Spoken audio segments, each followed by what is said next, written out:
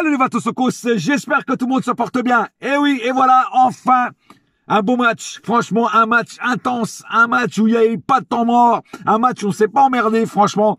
C'est là que tu vois que la Ligue des Champions, c'est quand même autre chose que la Ligue 1 et même d'autres championnats qui sont aussi moins bien. Franchement, c'est de la haute intensité. Moi, j'ai vu un match avec deux grandes équipes sur le terrain, deux grandes équipes qui ont tout donné. Bon, on a gagné cette fois-ci. La dernière fois, c'est eux qui ont gagné. Cette fois-ci, c'est nous.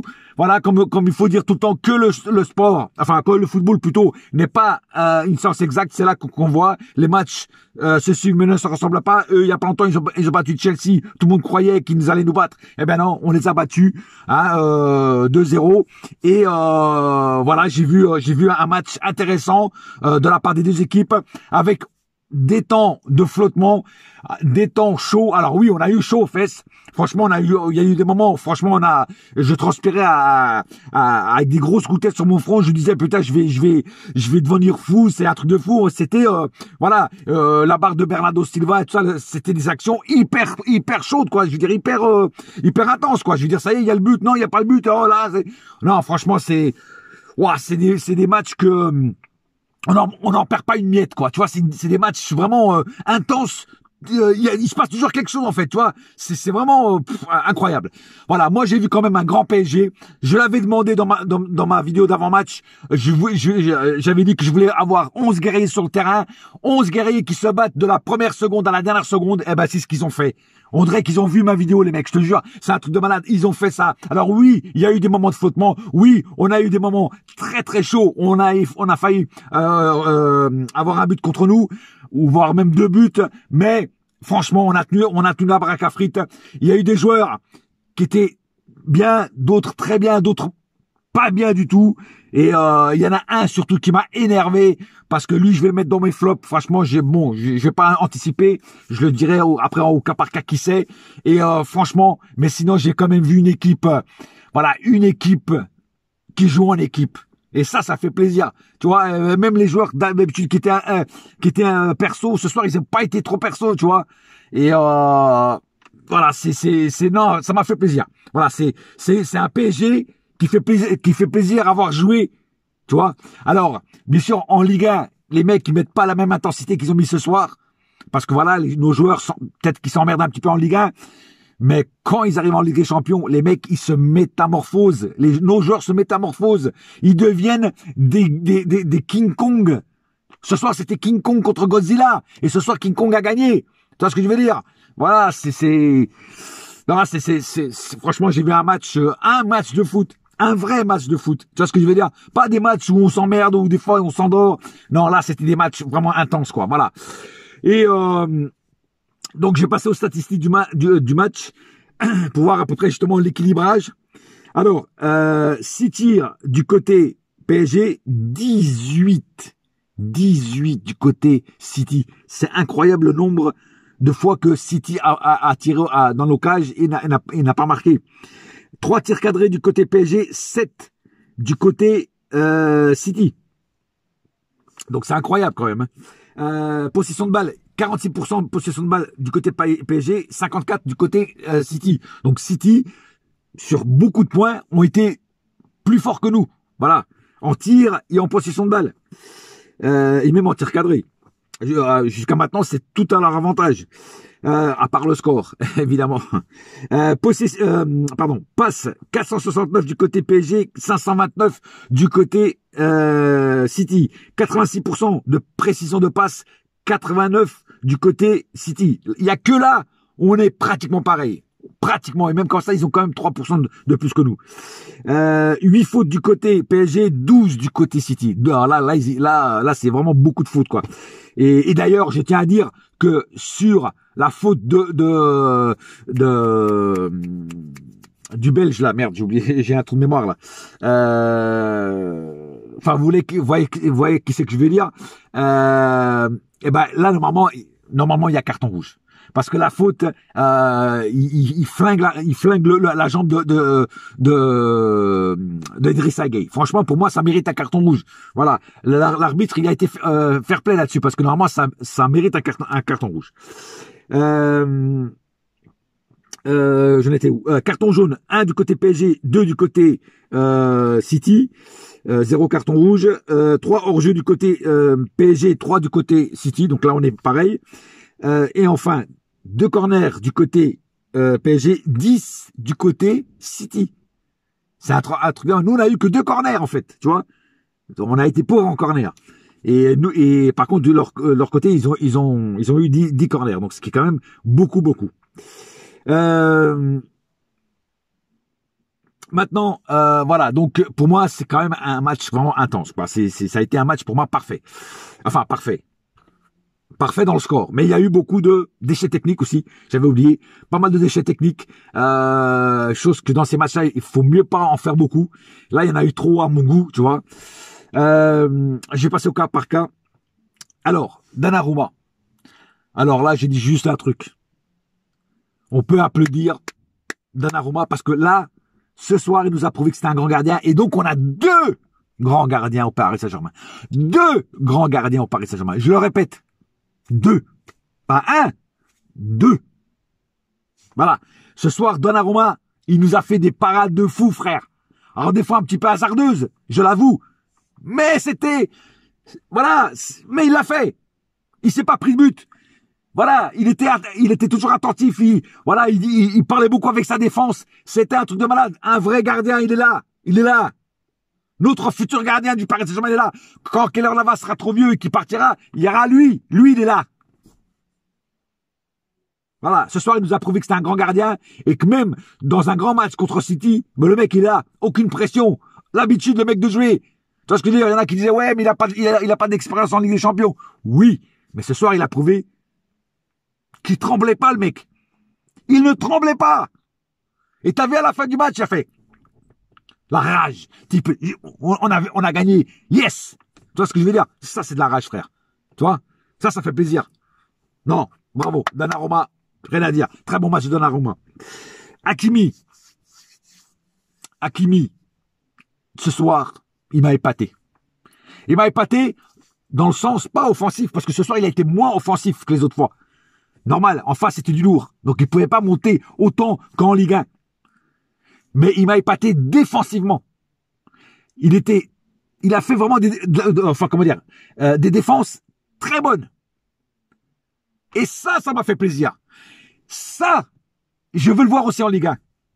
Même si je sais qu'il ne le fera pas souvent parce qu'en Ligue 1, il a l'habitude de monter plus haut et d'être plus offensif que défensif. Mais ce soir, il a été plus offensif. Alors, je ne sais pas si c'était des ordres de Pochettino ou si c'est lui qui a décidé de le faire, mais une chose ou l'autre, c'est nickel. Donc, ce soir, Hakimi, oui, monsieur. De temps en temps, il était battu, c'est vrai, sur des duels, il a été battu sur quelques duels, mais il a tenu sa baraque à frites. Pareil pour de l'autre côté, Nuno Mendes, première mi-temps. Il s'est laissé souvent bouffer par Mahrez. Mahrez l'a mangé beaucoup de fois. Il s'est fait déborder souvent par Mahrez. Deuxième mi-temps, le gamin, il se remet en question. Mahrez, il avait plus la parole. Il gagnait ses duels contre Mahrez. Et il gagnait ses duels contre d'autres joueurs. Et il faisait des défenses de fou. De la tête, du pied, tout. Et ça m'a fait plaisir. Parce que le gamin, en première mi-temps, oui, il était pas bon.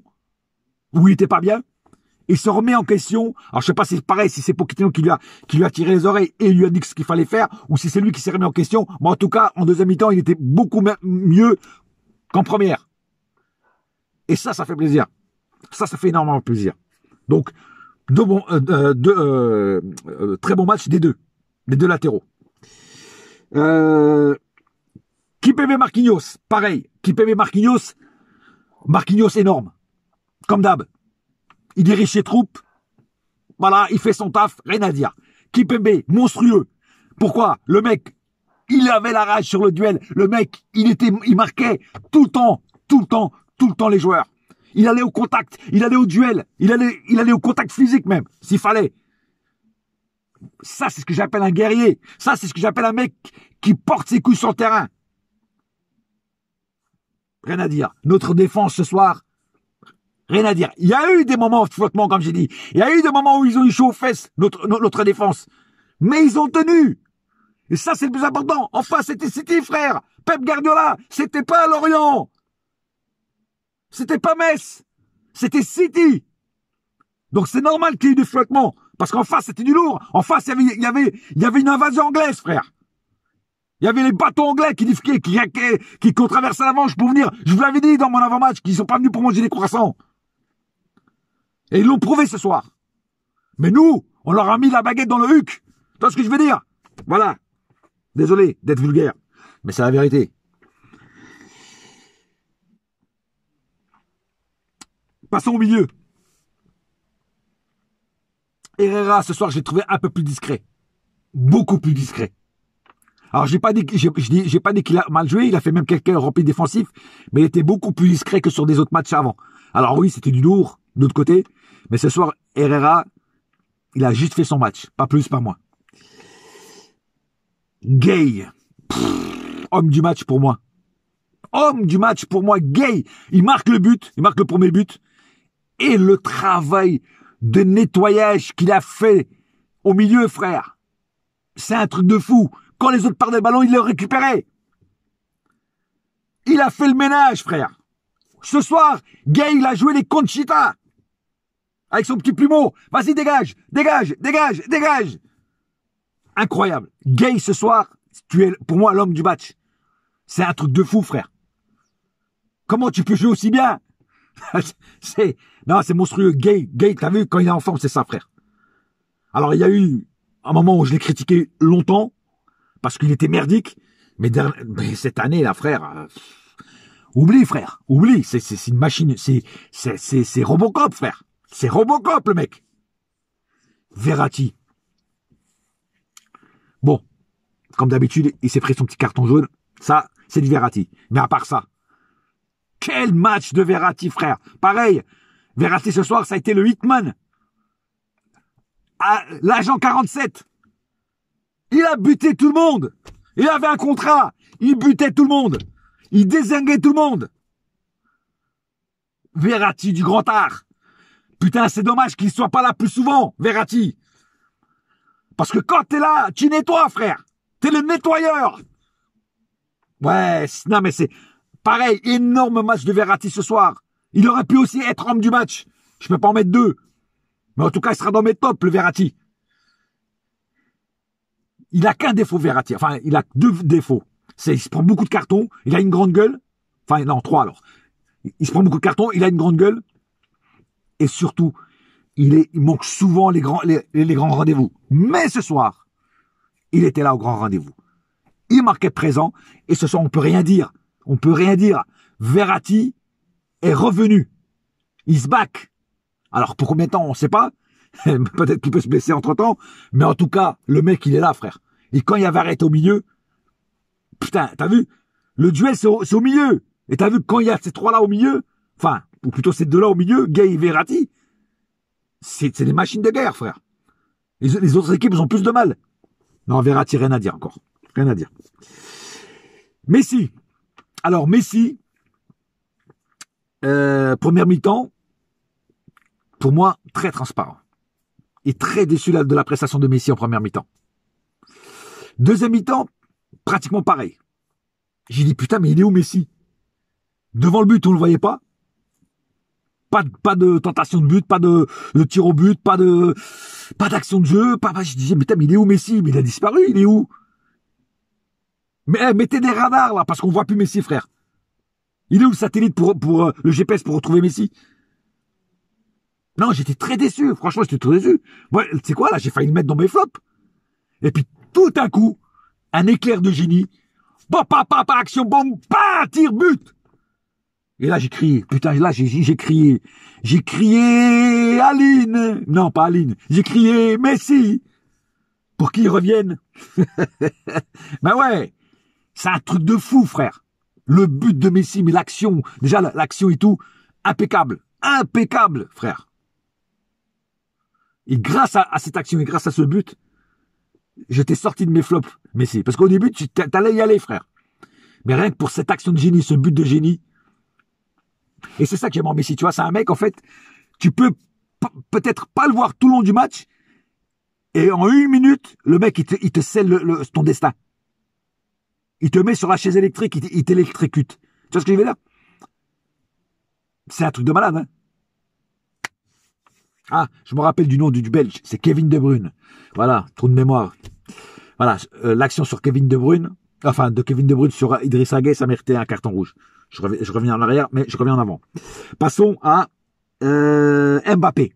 Mbappé n'a pas fait un grand match dans l'ensemble. Il a été plutôt discret en termes de percussion, en termes de comment dire, de construction. Moi, je le voulais plus percutant devant les cages. Il l'a pas été. Il s'est souvent mêlé les pinceaux, mais il a fait deux choses bien dans ce match, Mbappé, et ça, on peut pas lui enlever. Il a joué en équipe, chose que ça lui arrive rarement dernièrement. Donc, il a joué intelligemment, et surtout, il a fait une passe D à Messi, qui pour moi est nickel. Nickel. Le petit 1-2 qu'ils ont fait ensemble, nickel. Voilà. Et rien que pour ça, bah, je le mettrai pas dans mes flops non plus. Voilà. On le critique souvent qu'il est personnel, qu'il fait qu'il a fait qu'à sa tête. Là, ce soir, j'ai vu un Mbappé concerné, j'ai vu un Mbappé qui ne crisait pas, même quand on lui passait pas la balle. Beaucoup de fois, il était démarqué. On lui passait pas le ballon. Et donc, j'ai vu un jeu intelligent de Mbappé. Donc, rien que pour ça, je te mettrai pas non plus dans mes flops. Parce que tu as joué en équipe et tu as fait cette passe des magiques au magicien Messi. Voilà. Et enfin, on va parler de Neymar. Neymar, le seul mec qui m'a déçu ce soir, vraiment déçu, c'est Neymar.